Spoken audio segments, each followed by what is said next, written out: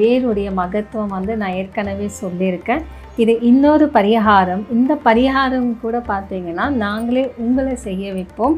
சிலர் வந்து இந்த பூநூலை எடுத்துன்னு வந்தாங்கன்னா நாங்கள் இந்த பூநூலில் வசியம் செய்து கொடுப்போம். நீங்கள் கொண்டு போய் அதில் கட்டிட்டு வரணும். பிறகு நிறைய பரிகாரங்கள் இதை வைத்து நான் சொல்லியிருக்கேன்.